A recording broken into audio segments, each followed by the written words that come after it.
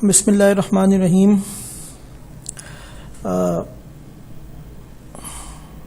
Consumer surplus micro economics का एक बहुत इम्पॉर्टेंट टॉपिक है। कंज्यूमर सरप्लस होता क्या है?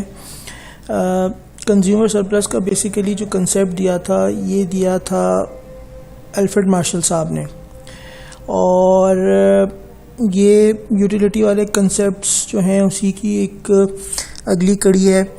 और इस कंसेप्ट में अल्फ्रेड मार्शल ने ये बताने की कोशिश की है कि जब हम किसी प्रोडक्ट के लिए उसकी यूटिलिटी के हिसाब से कोई एक अमाउंट पे करना चाहते हैं। फॉर एग्ज़ाम्पल, मुझे एक बुक पसंद आई, ठीक है। वो बुक ऐसी है कि मैं उस बुक के लिए 500 रुपये भी पे कर सकता हूँ। फॉर एग्ज़ाम्पल, फेमस किताबें हैं, नमल या आब हयात, इस तरह की कोई किताब, मैं उसके लिए 1000 रुपये भी पे करने को तैयार हूँ।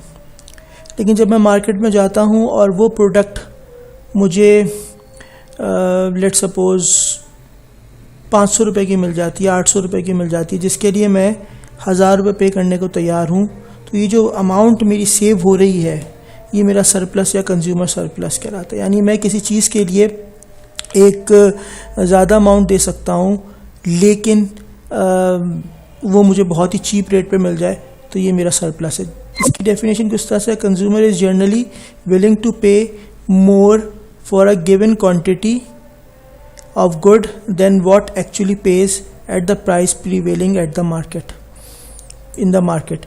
उसका मतलब ये हुआ कि वो उसके लिए ज़्यादा पे करने को तैयार है एज़ कम्पेयर टू प्राइस जो कि मार्केट में इस वक्त चल रही है। तो ये जो ज़्यादा पे करने को तैयार है और उसको सस्ती चीज़ मिल जाती है, ये कंज्यूमर का सरप्लस कहलाता है। आसान कंसेप्ट है। अच्छा, इसमें अगर इसकी हम फर्दर इसका ये टेबल देखें तो और हमें इसकी पिक्चर क्लियर हो जाएगी।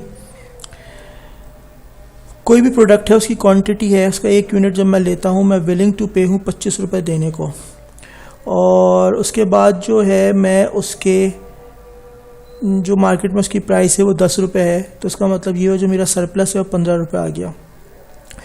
अच्छा, अब क्योंकि उसकी यूटिलिटी अब कम हो गई उस प्रोडक्ट की, तो अब मैं, क्योंकि अब मुझे उसके दूसरा यूनिट लेने जा रहा हूँ, उसकी यूटिलिटी मेरे लिए कम हो गई है, तो मैं अब उसके 20 रुपये पे करने को तैयार हूँ। मार्केट में वो 10 की है, कंज्यूमर सरप्लस दोनों का डिफरेंस ले लें, 10 रुपये आ गया। तीसरी, अब अगर मैं उसके 3 यूनिट ख़रीदता हूँ, अब मैं उसके 15 रुपये देने को तैयार हूँ।